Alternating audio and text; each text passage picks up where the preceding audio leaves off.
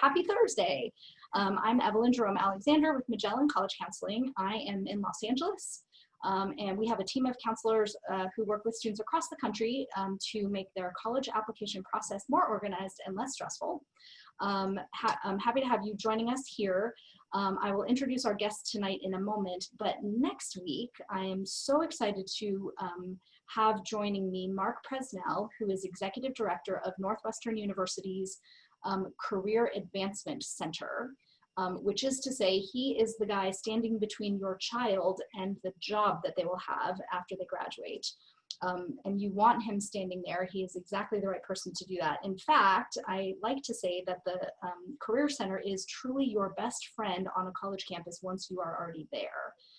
So you should meet them and make friends with them. And you should, when you are touring colleges, when we are touring colleges again, you should make a point to stop in the Career Center when you're touring and ask them what internships, who recruits here? What internships do students get? What jobs do students get when they leave if they go straight into the working world? This is honestly why you are sending your child to school deep down. So let's ask the right questions when we're visiting campuses. So next week, same time, Thursday at 5:30 Pacific time, we'll talk with Mark from Northwestern University. Tonight, though, I'm so excited to have joining me my colleague Diana Hanson, and she's based in Santa Monica, and she is truly a whiz with helping students write their essays, develop the way they present themselves in writing. And you'll understand in a moment why I'm explaining essay, and it's not just essays that we're going to talk about. Cuca's already smiling. In your upper right corner is Cuca Acosta from UC Santa Barbara. She has been working for UC Santa Barbara for 18 years, so trust me, she knows this system, you guys. And she is literally the person who decides, well, there's a lot of people who decide, but she is one of the many people, who decide if you're getting into UC Santa Barbara. In the lower left corner is Phil Moreno from Dickinson College in Carlisle, Pennsylvania. And Phil is also, I'm actually going to let him talk for just a moment here about WACAC. He's the president of WACAC, and I want you all to know, if you're a parent, I want you to know what WACAC is. If you're one of our college counselor colleagues, you know exactly what WACAC is. And I will just say one more thing before I let Phil answer that question. Okay, so thank you guys so much for joining me. Cuca, it's a pleasure to see you. Phil, thank you for being here. And do us a favor, kick us off, and we'll get to written materials in a moment, but tell us what WACAC is and how it is that you came to be president of it. Yeah, absolutely. I think, as you mentioned, when we're in this, when we're in our own world, we know what WACAC stands for, but most people don't, and that's okay. What you should know as a parent or as a student is that the Western Association for College Admission Counseling is literally the group that comes together that talks ethically, that talks about best practices, that talks about how we can best serve students. And in addition to that, we talk about how we can help each other, help our students reach post-secondary options. And that's everything from those of you who are considering four-year colleges to those of you who might consider the transfer route, or even those who are considering vocational options. And so at wacac.org, wacac.org, you can see a lot of the information that we provide to our fellow counselors. And I myself found myself in this position after this will be my 17th year in college admissions, having served in various roles in the organization, and a couple of years ago was asked would I serve as president. So very humbled to have taken on that role just here at the end of May. Didn't know that COVID was going to come into the situation, but just like all of you, we have stepped up to the plate and really worked to kind of help each other. So thank you so much for the opportunity to be here. Awesome, thank you. And I'll tell you what, Cuca, why don't I just let you introduce yourself? Like I said, you've been with UC Santa Barbara for 18 years, but why don't you tell us a little bit about what your job really is like? Tell us what you love about it, and we'll get into the nitty-gritty a little bit later. Of course. So welcome everyone, and thank you for allowing me to join you today.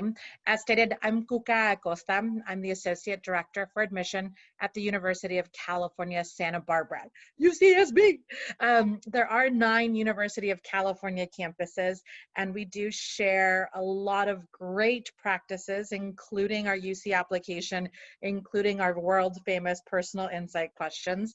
I have the honor of being able to oversee oversee UCSB's recruitment process. So sharing information with students and families about the application requirements, about the application process, and then hopefully answering and alleviating a little bit of those fears about how we process an application and what we do look at and what we can't look at, what we do give credit for and what's completely neutral in our process.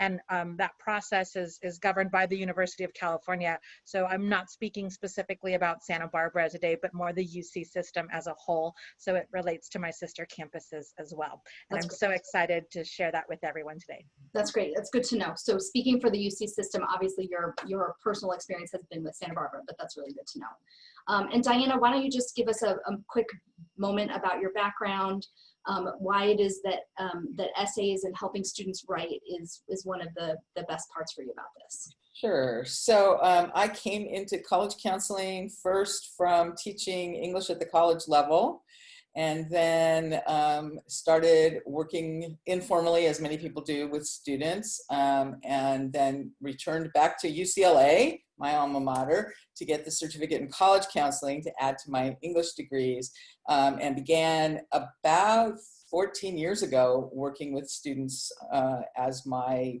primary position. I love the written word. I am a strong believer in being able to express yourself through the written word. So I find a lot of joy. My own experience with my own children, having had a child who had learning differences and learning how language develops for kids in different ways, I feel like that has helped me be able to ask the right questions to students to help them find their voice. Love that. That's fabulous. And it's very interesting. And we'll talk about this a little bit later, but Diana and I talked the other day about sort of the difference between what we do when we help students write and what parents do when they help students write. So stick around to the end and we'll go back to that conversation. No, because it directly relates to what you just said. But Cuca, you referenced really specifically what you can look at and what you can't look at and take into account. So help the parents who are watching understand, whenever I hear you talk about context, the student's context. You're actually very, very consistent on this. This year specifically, the UCs will not require testing, but you will look at testing if it's provided to you. The class of 2021 and the class of 2022 for the University of California, per our UC regents, can be test optional, which means that a student can submit an exam if they'd like, and we're able to see that exam. How that is evaluated and viewed is going to change from one campus to the other. But if an exam is not there, it cannot penalize the student in the evaluation process. Yep. So that's our goal and our ambition, is to look at a student's application holistically, see all the pieces together, and no one factor decides admission. So test or no test, I still want to love that student and admit them for the Office of Admission. Office of Admission, right. We've been talking about that a lot. Phil, jump in, because Dickinson has been test optional for many, many years. So you're kind of giggling at the rest of the colleges that are brand new to test optional. So when a parent says to you, how can you make a decision when you don't have a test score? How can you tell if a student is smart enough to get into Dickinson? What do you say to that? You absolutely hit the nail on the head. There's a lot of talk right now about how institutions are making these decisions, and to go test optional or test blind or whatever that is. And reality is, even before this, at fairtest.org, you could find a list of more than 1,000 institutions that had already done the work to look holistically at a student's academic record without transcripts. And having done some of this work at my previous institution, University of Redlands, and understanding the deep dive of data to understand that the test for certain schools really only ends up predicting first-year GPA. And so many institutions were able to find that many years ago, and Dickinson did that in 1996. So, for those who kind of are reluctant to understand how it is that we can kind of, assess a school's rigor, there are more than 1,000 schools that have been doing it, and we place a lot of, and this is going to be interesting for you to hear, we place a lot of that rigor assessment on context within the school. And our readers at schools that are traditionally on the Common Application have quite a bit more time to be looking at high school profiles, looking at school history of students who have enrolled at our institutions based on that rigor and how they performed. And so we've been well suited to be in this position, and we're welcome to have the new folks to the table as well. So we're back to context. So let's sort of talk about what we have promised everyone we're going to talk about, which is the written presentation of the story that students want to tell. And I'm being very careful because my friend Cuca bristles when I use the word essays, because that's not what the UCs want. They have personal insight questions and they want responses to the questions or answers to the questions, right? You trained me very well. So I guess my question for both of you is, now that, or I guess Phil, nothing's really changed, but now that you don't have test scores to take into account, does that make those responses and those essays for non-UC schools more important? You know, how students present themselves in writing, is it more important this year? Yeah, I mean, I think, you know, again, the model for our assessment is very different than the UC or Cal State model. And, you know, as you may have shared in other workshops, the most common answer to any college admissions question is this: it depends. That being said, there is this maybe fear that the writing is going to be looked at more closely in a way than it was before. And I think really what we have at our disposal, being a Common Application member, is a new question that members can opt into called the COVID-19 question. And so if your family was in the situation where you thought, oh, I need space for this, you might have thought, oh, I need to put this in the personal statement or personal essay. And in reality, for many institutions, that's going to be a completely separate question that can provide some context for the families and the students that need it. Otherwise, we're going to be evaluating institutions like we normally have. I also envision that many high schools are going to have on their school profiles a COVID-19 statement to talk about how they converted to virtual learning, what those grades were. And, you know, in our process where we're reading by region, we know the high schools well, we're ready to take on those conversations. And I don't think that writing is gonna, a student's writing in particular is gonna provide or gonna be assessed in a more intentional or further way than it would have before. Wow. So let's just say 180. Let's talk opposites here. So the University of California application, which will open on August 1st for the class of 2021, will not have a COVID question. Right. And we're going to ask students to really think about why you would need to talk about COVID. Because remember, the whole world was on lockdown. Many of us are still on lockdown. You know, everybody has a remote learning of some sorts, and it wasn't easy for anyone off the bat. So the question is there a significant impact, either positive or negative, that happened? And if so, there are ways to answer that question within one of our already established questions called personal insight questions. But we would be okay if we didn't see anything at all. It's not a requirement to talk about COVID. On that same front, the application has always been built with 7 sections that have a few hundred questions once you look at them all together, right? You're entering your grades from freshman year, telling me about your extracurricular activities from sophomore year, explaining your home life, how big is your family. We ask a lot of questions. We're nosy people in the admissions office, right? And it's always created a context for us. And the personal insight questions sort of cap off any additional information that the student wants to share or clarify anything that we asked but wasn't allowing space to really go into depth about it. So that's not going to change because of testing or COVID. It's just going to be, for us, the reader, trying to understand a student's opportunity available to them, the advantages that they had, the disadvantages that they had, what they took advantage of, and then clarifying so that a stranger really gets to know who you are. So unlike Phil, I can't look anything up. I'm not going to Google anything. The University of California as a system has quite a large number of applicants.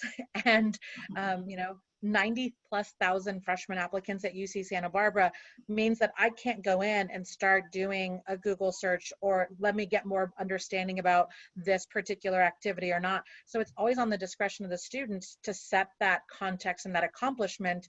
And if we don't give them enough space in the activities or in the application for academics, it's always been there to follow through in a PIQ response. So I just want to pick up on a couple things you just mentioned. So from a practical perspective, what you just said is there's a really important, immediately applicable solution.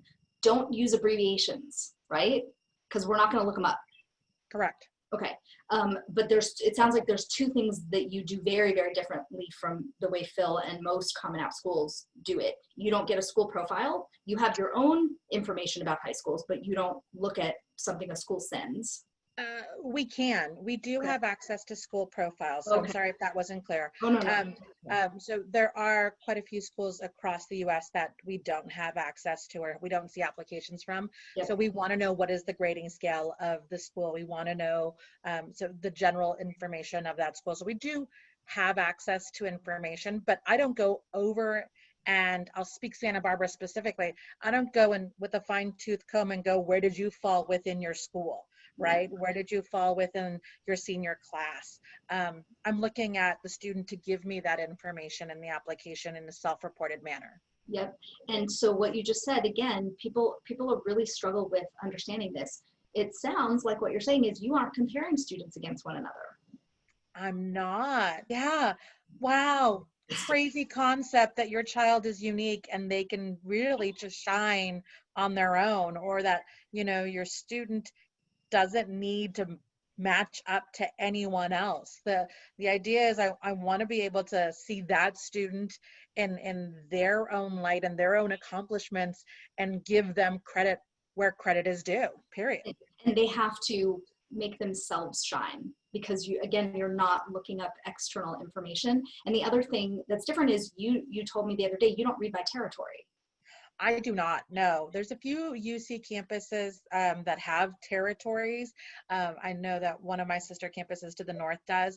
I do not. I read one after the other. So I might get a Santa Monica student, and then I might get a student from Redlands, and then the next student's from Houston, Texas, and then the next student's from, you know, London in the UK, and boom, boom, boom. So to me, I'm not able to compare students to each other. I'm not supposed to, so I'll get in trouble if I do.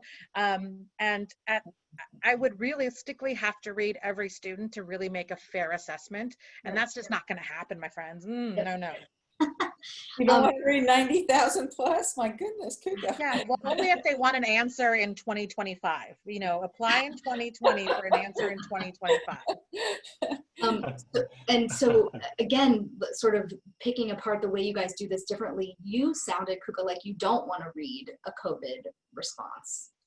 I don't want to read it. I just don't need to read it if you're not going to really explain why it was significant to you. Right. If it's to say I was in the lockdown, well, so was most of the world. Right. So if it's to say that I had to do remote instruction, so was most of the world. Right. So if and there's something on top of that. So I was working with a student last week who was talking about how in her household, she had one laptop for her for the three of them, the two siblings plus her. And that was a hardship, being able to really do all the research she had to do because of that. So that's one where it's not just talking about I did remote instruction. There was a real justification there for saying, because of one laptop in the household, I now had two, and she's now explaining how she's worked through that. Mm-hmm. So that's the part that's really difficult for students, to take ownership of the experience.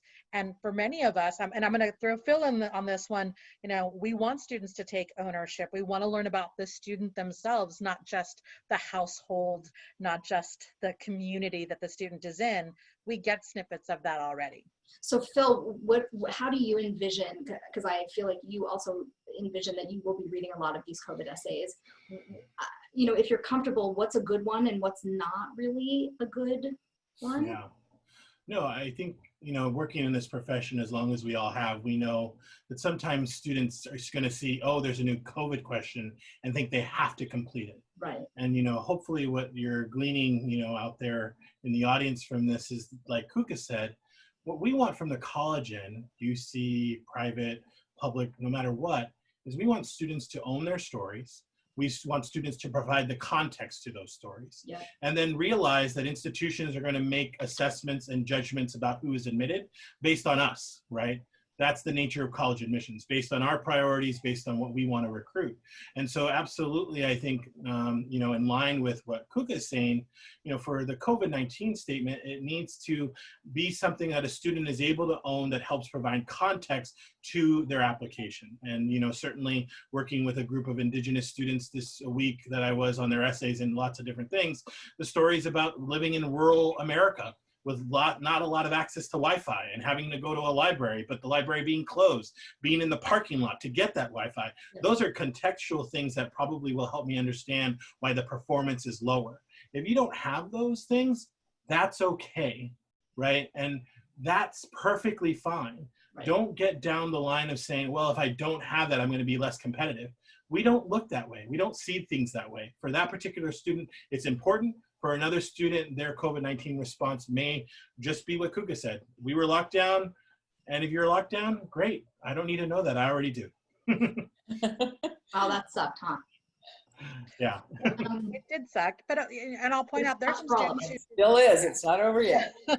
there's some students who've took that being on lockdown and made it a positive, right? Sure. The introvert who is having the time of their life, the student who now has 50,000 followers on a blog that they started, as they were working through their chemistry homework. I mean, there are some things that are there. So don't take that you have to have a negative story as well. Right. In order to talk about it. Explain how you used it to your advantage, if that is, again, a significant part of who you are when you're submitting your application. So now you've just given everyone a complex that their blog doesn't have 50,000 followers. I've got 15. Oh, nice. I'm working. So to give an example, and let me just check because it's a more like standard type of thing. For example, one of my students has always wanted to learn to play guitar, has never had the time to do it because she's so structured in so many things. So what did she do during her free time in COVID is she signed up for guitar classes on edX, and she's been learning the guitar. So it can be a positive thing too. Yep. And like you said, Diana, we're not done yet. There's still time. We still have Right. another month or so of, I don't know, who knows how long of lockdown, but school doesn't start until what, mid-August. So there still is time to make the most of it. Although I have to say, and we put out a blog post about the Making Caring Common follow-up, the dean's note. And I have to say, I was very struck by the first item, which was self-care, take care of yourself. Yes. And so I feel like, I haven't heard this for a while, but a couple months ago, I was hearing parents kind of freak out and say, my kid is not really ready to sign up for a class or, start a new blog or, make their own YouTube series. So I guess we need permission from you. Yeah. To like, can we just chill out a little bit? Is that okay? Take Absolutely. a deep breath. Right? I think it goes back to even that idea that if you haven't done anything in some of the ways that we've talked about, don't do it just because. Yeah. Just like we don't want students to join a bunch of clubs their senior year to say they have something on their resume, right? That's not what this is about. Right. The college process is already a very overwhelming or can be a stressful process. Why put more pressure on yourself? Right. Take that self-care. Absolutely. Yep. Yeah, I'd only add this. The reality of the pandemic is it has shown all of us how much we can do without leaving our houses. So, right. So don't think that you have to have the 40,000 followers, right? 15 is fine. Don't give me a complex. But, right. But I'm hoping that you just didn't stay in bed the whole time. You probably did something. Was it helping your parents with your siblings and you now became, the child care provider while your parents were working? Right. that doesn't seem like a lot, but that's huge, Yeah. right? Or is it that you were the one making dinner so that your parents didn't have to?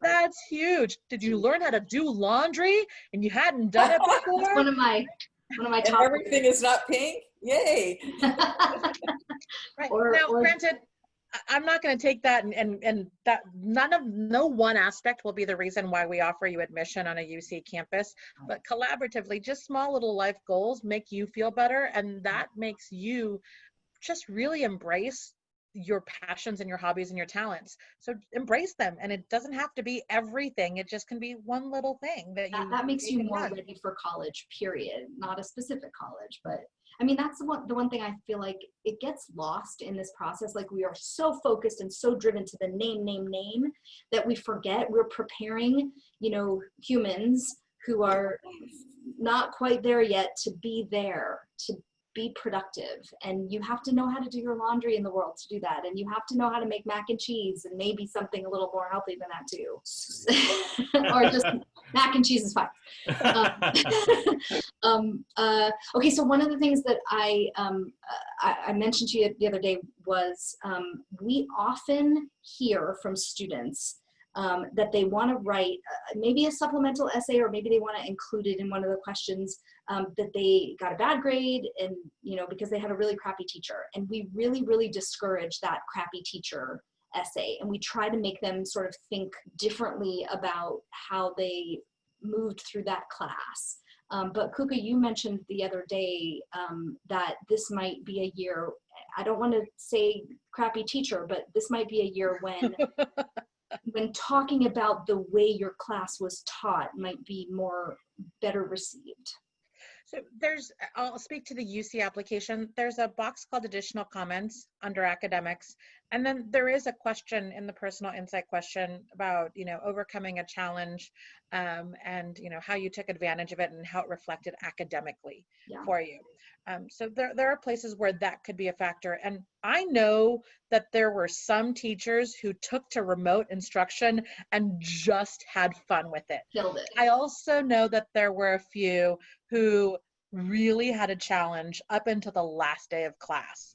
And if that was your story about a challenge, it's not about blaming the teacher or the remote instruction or COVID as a whole. The question comes down to, did you take it, and how did you overcome that challenge so that you were still there learning the material?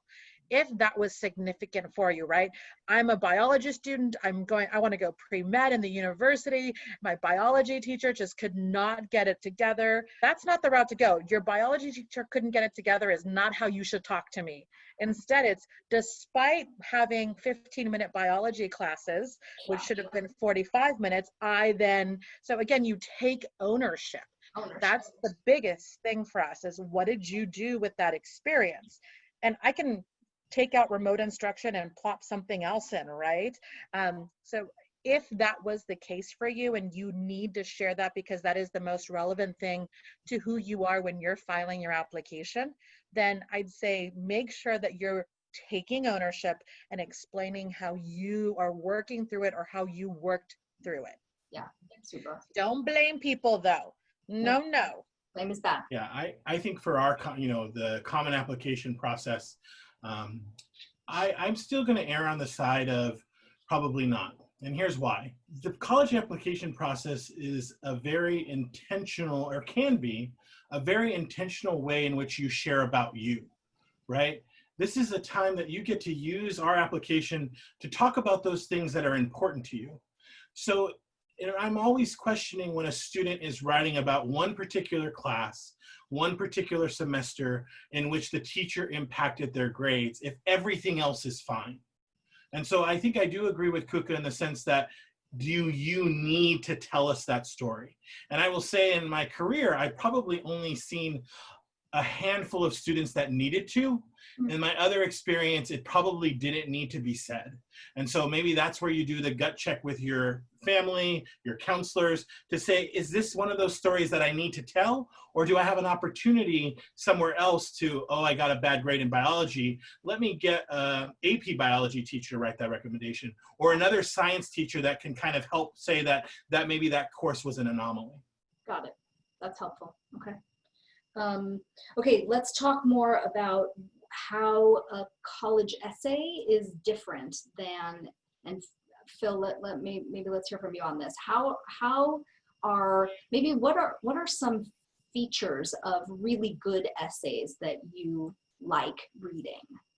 Yeah, I mean, we all know this. There's an entire industry dedicated to college essays. And when I tell students that I spend less than usually 3 minutes on the essay, they're like, what? Right?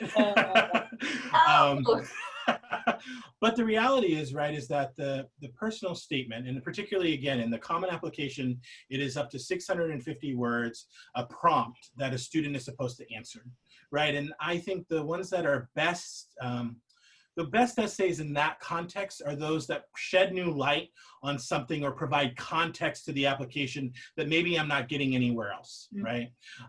Sometimes they have a hook at the beginning, like the student who wrote, "My favorite thing about my pet chicken was the way she tasted." And then, and then her last line was, "So I tell my friends I loved my pet chicken to the last bite." Ouch. But in the middle of that was this incredible essay about sustainable farming and how she knew what went into that chicken, right? So, you don't have to be Shakespeare. You don't have to have the chicken hook at the beginning. But that story provided context about her sustainable farming that I would have never gotten from anywhere else in the application. And I think the best essays are those. They're personal. They're about a particular thing that provides context I'm not getting anywhere else. Yeah, you guys are huge on context. It's something that we don't talk enough about, and I don't think parents really understand how important it is for you to get this context. And Cuca, when you're reading those only four question responses, don't try to give us 5 because it doesn't fit. That's right. How does that context come in? If I can only tell you 4 things about myself, how can you make a decision about me? I'm not only reading the personal insight questions, I'm not reading the personal insight questions in a vacuum. Yeah. They're being read holistically with the whole application. So I hope that you answered other questions along the way, because that means you're telling me more than 4 things. But the UC personal insight questions, there are 8 of them total, and we do ask students to choose 4 of the 8, and they can choose any of the 4 they'd like. They're pretty equally distributed amongst the applicants across the UC system. And while we have a 350 word limit per response, the sweet spot is about 250 to 350, FYI.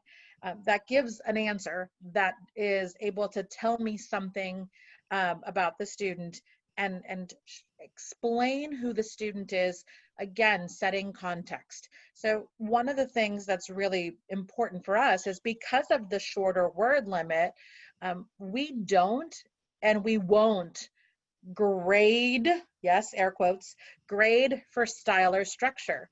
So the hook, the quote, the dialogue, the scene setting, it's just wasted space for us. And sorry for the athletes of the world. I know you're listening, and if your child is an athlete, yes, they're precious, but they tend to do this more than anyone else that I read, which is trying to put me in that winning game moment, or trying to make me feel it, right?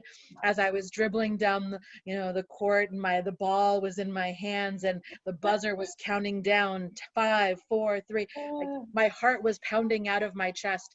You have to realize I'm taking everything literally. Did your heart really pound out of your chest? Was there EMTs there? Like, what's going on?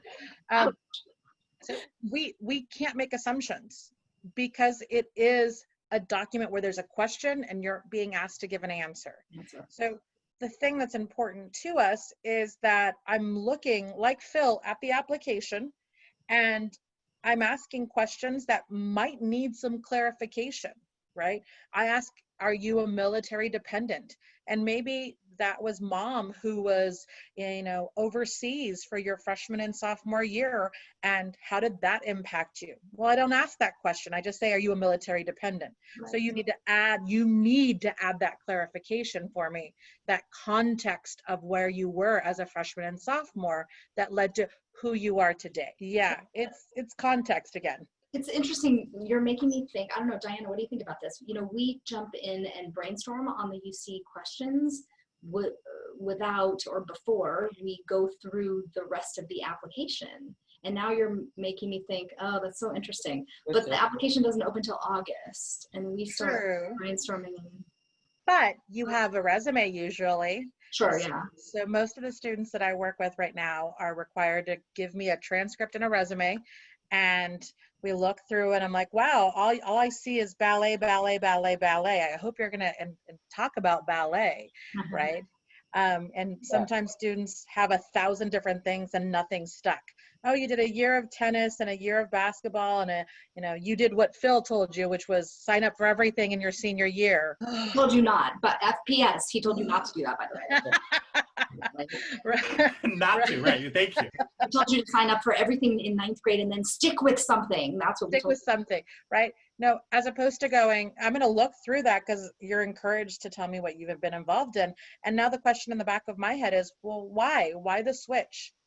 Oh, you ended up with a broken elbow, so you couldn't play tennis anymore. So you went to golf, and golf was too expensive, so you went there. So you answer the question. You fill in the blanks for me as I'm reading through your application. If they switch activities like that, do you want an explanation? Do I want anything? I don't want for anything more than understanding who the student is. Yeah. What I would say is, does the student need to showcase why there were so many differences, right? Why nothing stuck? Right. Do they need to share with me why they tried sports? And maybe it's like, I got cut from the volleyball team, which is why I was on the swim team, and I was only the statistician. So note that no, I didn't win any medals or awards because I wasn't really swimming. Like, give me the context. And now you just knew my high school story. There you go. All right. And then you became a statistics major. and there you go. Data, not mining or something like that. Yeah. So it's very interesting. And again, I feel like people get stuck on the flowery and the hooks, Phil, like you mentioned. What if you didn't eat your chicken? What is it okay to write an essay that doesn't have that grabby first line? Absolutely. And I think, my perspective again, and I hate to go back there because it makes people cringe, is you have at most 3 minutes to share with me that you know how to write at the college level. And if I'm lucky to learn something about you, then I'm not going to get anything anywhere else in the application. Yeah. And if you don't have the, writing ability to do the flowery language, don't feel like you have to, right? In our process, I have your English grades, right? I have opportunities to know about your writing in other sections, right? Sometimes that's what gets missed, is you don't do the same intentional writing in our supplemental questions or in the COVID-19 response. And so, yeah, absolutely, it's okay not to have the hooks because, I've been doing this quite a while and I can only remember a handful of those hooks. And that's not because, maybe early onset dementia. It's because it's just the nature of the way this works. Well, and that's actually an interesting question. So I actually have a client right now and the mom keeps asking me, have you ever read an essay in this format? Have you ever read the menu essay? Have you ever read this essay? And I'm like, yep, they have. Yep, they have. I promise you, you cannot write anything that they haven't read before. Yeah, absolutely. And so what does that mean? Do question responses and essays show up every year trying to be like, are they haikus? Are they trying to be super original and they just fall flat? Yeah, in our process, I see that, like Cuca mentioned, the athlete who wants to put me in the middle of the game. I see, the student who's this aspiring writer who writes this very flowery language at the beginning, and I think, oh, what a talented writer! I wish I knew more about you. I read, the overcoming essay, right? There was this challenge that I had, and I overcame it. I learned so much about myself. I went down to Mexico and built houses for the homeless, and I learned so much about getting outside of my bubble, right? I read those over and over, and essentially it goes back to, can the student write at the college level, and did I learn anything new about them that I didn't get anywhere else? Yeah. That brings up a question for me, because I get this asked all the time, and I know that I am a grammar, like it matters to me that students write well, or correctly, whatever, standard. Does it matter to you guys that they are writing at a level that looks like they're ready for college? And I'm guessing I'm going to get different answers from yeah, you. you're going to get different. It depends. And the answer is, the University of California, we're going to create we have an analytical writing placement exam that will, at the tail end, tell us where the student is in their writing ability to place them into college English. But in the admissions office, I'm not an English professor. I'm not there to look for the comma or the run-on sentence. I don't have an opportunity, and I don't want the opportunity to say, did I spell commensurate right? I'm not going to Google it. So the student has the luxury of being able to take a deep breath and know, as long as the information's there, I'm not going to grade you on style or structure. But I caution students often that if grammar and structure are so bad that I can't understand what you're saying, then that is the detriment to not spell check and grammar checking your response. Yep. Okay. Okay. I agree. I think the only thing I would add, and from our context of our review, is that when I see that kind of writing that shows they're not prepared, I'm not surprised, because by the time I've gotten there, I know that their English grades are lower. I know that maybe they come from a place, maybe multiple languages, those types of things. It's only a surprise when I expect it based on the information I've gleaned before that this should be at that level. And then at that point, I'm thinking, was this a first draft? What's going on here? But I do have the opportunity to look other places. Yep. Remind me, Phil, do you guys have a Y Dickinson essay supplement? We don't any longer, but we still do opt into the additional information section, so students can provide that. So they can, right? And Cuca, this is to me, it's a huge drawback to the UCs. We can't tell you why we want UC Santa Barbara. We have to apply into the wind. It's a great thing. It's not a drawback. I know you love me because you checked the little box that says Santa Barbara. And of course, I'm your first choice. Of course. That's how I'm reading your application. Okay. Are you trying to tell me that a student would pick me if I'm not their first choice? That is some benefit of the doubt right there. You're bursting my bubble if that's true. No, all of my students, Santa Barbara's absolutely their first choice. Exactly. That's how I thought it. I think that's the benefit. It doesn't matter if you're Santa Barbara and I'm in my world thinking that you really want to be on my campus, or if you're my sister campus, Santa Cruz, and you apply there, Santa Cruz thinks that you're their first choice. So you don't have to say why UC or why UC fill in the blank, right? Yeah. The campus knows that if you're applying to us, we're going to consider that we're your first choice school. So this brings up a huge question that we get every year. Can you see, I've asked Gary Clark this, can you see where else they have applied? And even better, do you talk with each other about who is going to let who in? And by the way, I never end a sentence with a preposition, just so you know, except right then. It actually hurt me. I'm so sorry. Get out the red pen. Let's fix that. The answer is, of course, it depends.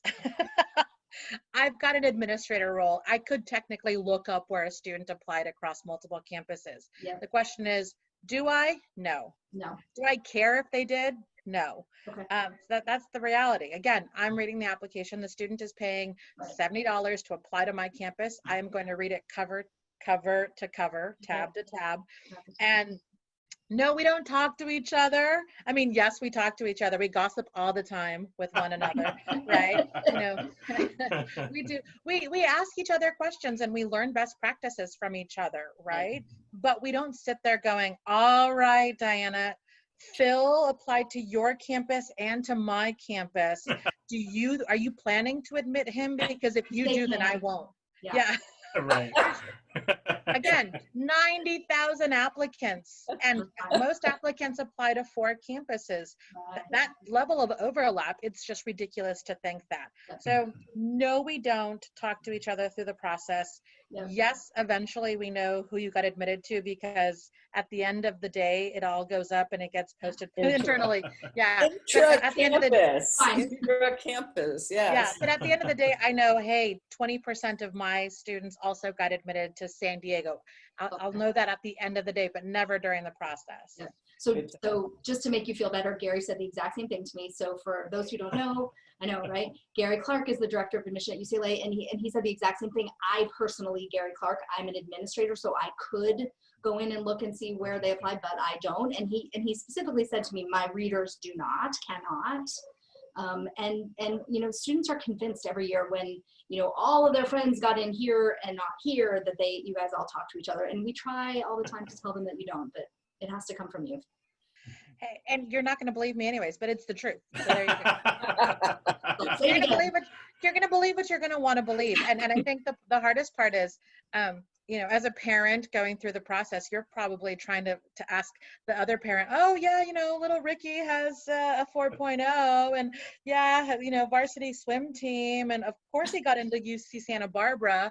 And then you sit there as a parent going, oh, my little baby only has a 3.9. And that's the reason they didn't get in. Right. No, again, no one factor. No one But at the end of reading a student's application, did I understand that student's opportunities, the context of what was available to them, how they accomplished what they accomplished?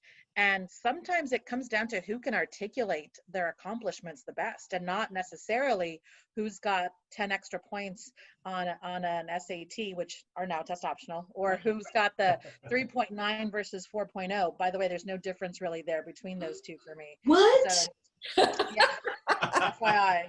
But I mean, right, Phil? Shut your mouth. That is not true. Yeah, it is. I mean, even in ours, we don't do GPAs. I have mostly A's or all A's with flux. I have more B's than C's. We don't do it that way. Yeah. They don't believe us on that either. We internally, we recalculate GPAs.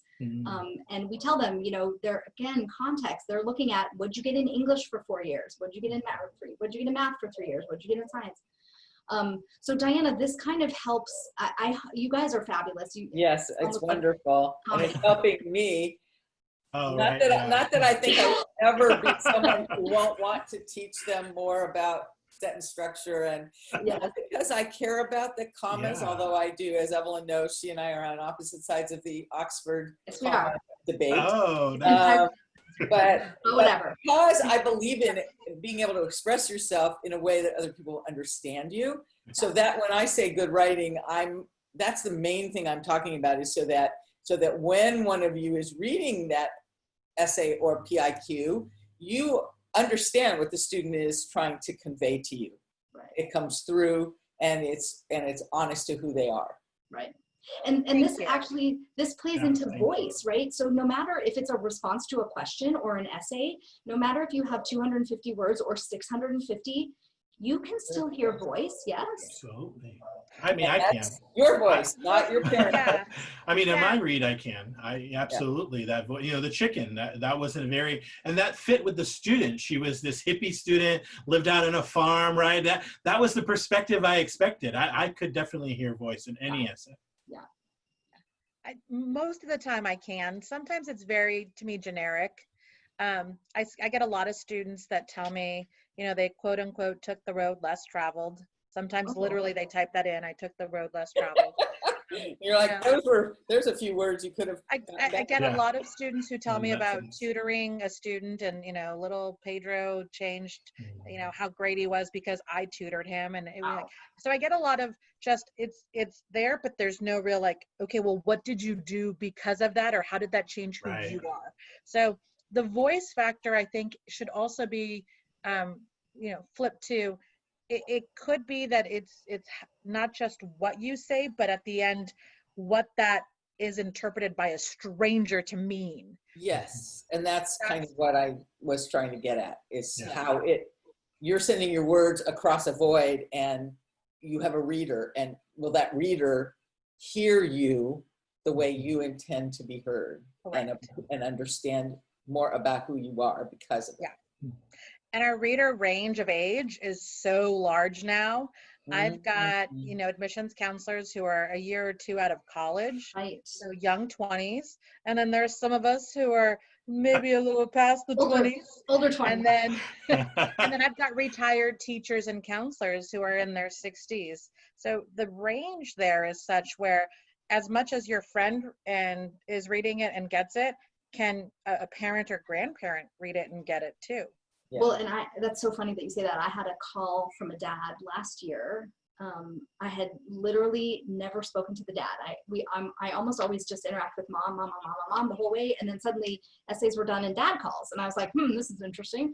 And the first thing he said to me, it was a 7-minute conversation. The first thing he said was, there are so many grammatical errors in his essay. I can't even stand it. Like, how can you let this be sent like this? And I said, I got to tell you something. I need you to understand who reads these. I said, you know, most of the people who, he was applying mostly to privates, most of the people who read these essays are like fresh out of college themselves. I said, they are closer to his age than to yours. And what reads as, you know, Diana and I both have a sort of an oversensitive ear towards bad grammar, which I understand you want to be less sensitive to. But it doesn't work for us. But I said, you know, what sounds offensive, like ending a sentence with a preposition to me and to you, Dad, is really not gonna land as poorly as you think it might.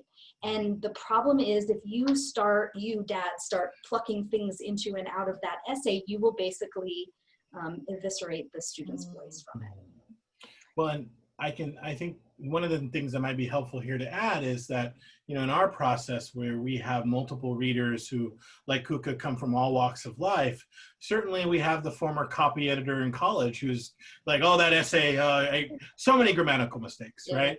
Or you have the athlete who's like, oh my gosh, did you read that great essay about the touchdown? And everyone else in the room is like, wait, what's happening? What? I didn't even read, is that what he wrote about, right? Because at the end, it is not one thing. It is not the essay. It is not, or wasn't just the test score, right? It's the culmination of that evaluation based on context and the information that's presented. That is the decision. It's what they don't believe us about, but it's so true. And Cuca, you say this all the time. And Cuca, can you talk again, like I've heard you say this, the additive process, because I think that's what you just said, but that's in the UC term. Sure. So I know that the conversation is that the University of California is a holistic or a comprehensive review process for freshman admission. So we start in, on page 1 on what we can use in your application review. So I ask things like gender and ethnicity, not allowed to use those. Those are statistical purposes for the Department of Ed later on, FYI. I ask about, family size and structure and, what do parents do? And that sets a foundation for me to understand, again, the opportunities available to a student. And then I start building from there, right? Okay, well, the parents were both lawyers and this kid's on the pre-law track. All right, I'm seeing something there. And I'm building upon that. And they took a chance to do an internship. Don't care if it was at their parents' law firm. That's awesome. Let's keep going with that. And then I'm building, I'm adding to how I understand the students' accomplishments. So more that can be added or more questions that are answered in the application gives me more fuel for the fire, if you will, to add a perspective that really gives the student the benefit of the doubt. And if I see something there like, oh, this student did go to Mexico and they built a house, and oh wait, they accidentally burned the house down because they put in, oops, right? They put the fireplace in the wrong place, right? Right. If there's something there that might be perceived as negative, it can never bring a student down from all of these things I'm learning about them. It's going to be a neutral. So just in the same way, an SAT score, maybe you spelled your name right and got 5 questions. Yep, that was me, right? So it wasn't the best score possible. Well, you shared it with us without knowing the score. Are you in a panic? Is it going to hurt you? No, it's an additive process. It can only help you. It can give the reader a better perspective of you. And if it's something where I'm like, well, they spelled their name right, it becomes a neutral and I toss it away. One of the things I'm hearing, and I think is so important for people to hear, is that you're looking for reasons to like them. You are looking for reasons to say yes. You are not looking for that thing that's going to allow you to toss them out. And I think that's the mindset that we would like to help people understand better. Yeah. Am I correct in that perception? I don't have to like them. Let's be real. No, I'm saying. A lot of people. I don't have to like you. I don't have to love you. But I have to be able to understand you. Yes. Like, oh, that was your choice. Awesome, right? Oh, you went for the dance team. I was on the drill team. Oh, I had dancers, right? So there are these things where I just want to understand who the student is, and I want to give credit where credit is due. That is my job, to give students the opportunity to showcase their accomplishments, and that's why we ask a whole bunch of questions in the application. While some of them are optional, students really can't be harmed by anything they add. And then at the end of the day, I want to give them the right credit. So I'm hoping that they elaborate on that in either additional comments or, for me, the personal insight question. I don't have to like you, I don't have to love you, but I want to admit you. Okay, here's a tough should they answer it or should they not question. If you're an upper middle class family, the UC application asks you what your family income is. If I don't answer that question, are you going to make any assumptions? I'm not allowed to make assumptions. Okay, if I do answer that question and it's a Upper middle class family. nice size number. Awesome, now I know what opportunities were available and how you afforded them. Cool. Okay. Should we skip that We're question? need blind. We're need blind. You're need blind, obviously. Should anybody skip that question? I really don't want them to. I want them to answer every question out there that they can answer. So there are certain questions where it doesn't pertain to you, right? Are you part of the foster youth system? No. That doesn't pertain to me, so I'm not going to check the box that says yes. Sometimes parents want to answer that question. Yeah. But when it comes to income and what your parents do and who's in your household, this gives me context. Yeah. And the more I know, the more you give me, the more you arm me with abilities to say, this is a student who would be successful on a college campus. Yep. Yeah, which is what we're looking for.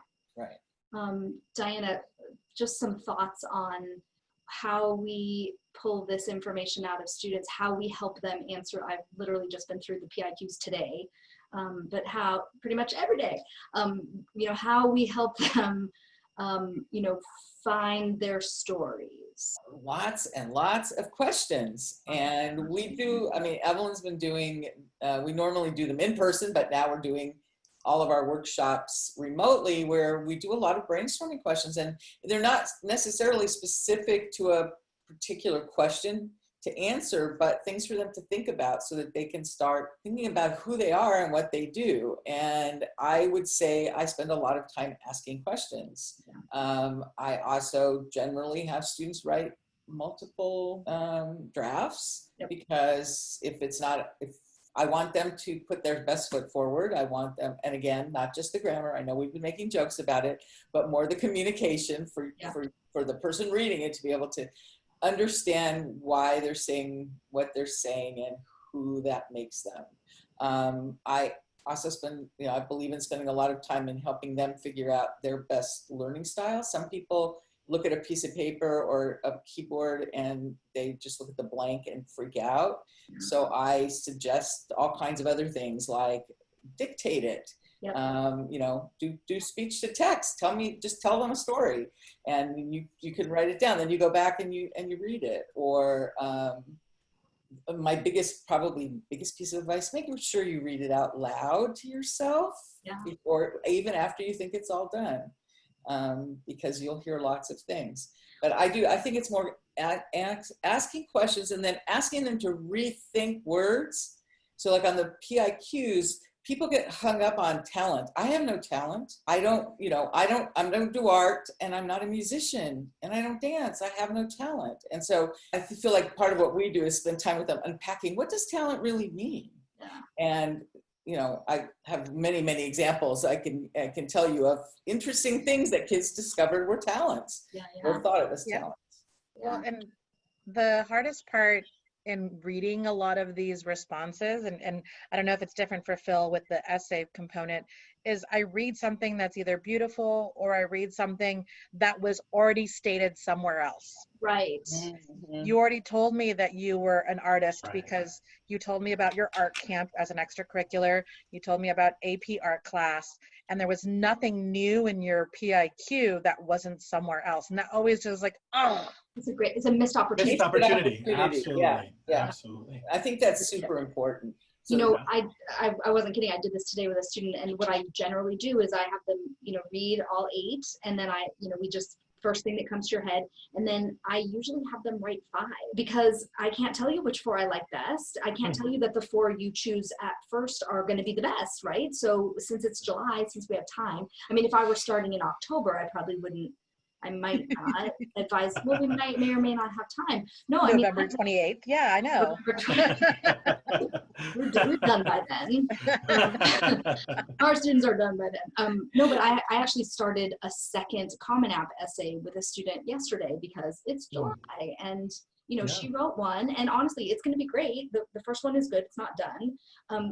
But she has more stories to tell, and I don't know which story is better until we see both. I just did the same exact thing with one of my students yesterday. He tried to mash two stories together, and I was like, Nope. these really sound like two completely separate stories. We have plenty of time. Why don't you write both of them?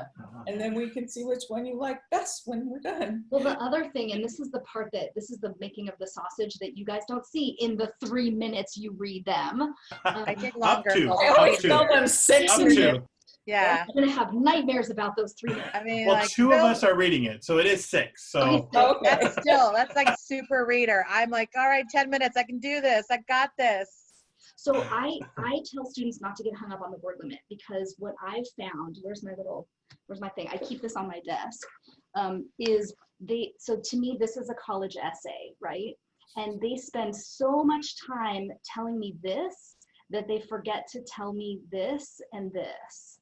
And so they spend 650 words or 350 words writing this part, and then we don't get to the me part. right. Yeah. And so You are today. Yeah. Right. So I tell them my talent or superpower is I can help you cut that 1,100 word essay down into 650 words, because you were so blinking wordy that you gave me so much unnecessary crap. So the good news for you guys is you don't read all the unnecessary crap. You only read the final. I read a little bit of it, not your kids, other kids, but Yeah. the repetition part, just because you said it 3 times doesn't mean I'm going to give you 3 times the credit. So that's a really good point for the UCs, is you really need to give them totally different pieces of information every chance you can get, because that's all you get. Yeah. And you can always enhance. So if you are that artist and you took AP art and you have an AP art camp that you went to, and I still need to know more about how you started to a different medium of art and now you're teaching art. Like, if there's more to give, then sure, the topic is fine, but the repetition from other places it's like, all right, you already told me, move on. Got it. Yeah, my magic highlighter that I go in and go, what's the new information that I'm learning, so that I can understand how to give that student credit in their application. Yeah, mine's green, but that's all right.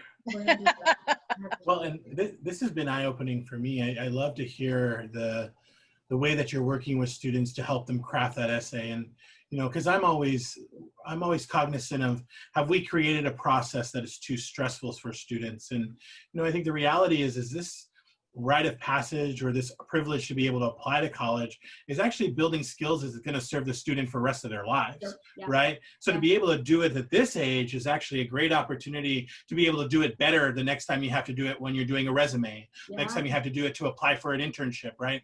These are the skills that you're building as a part of this opportunity to get to go to college or apply.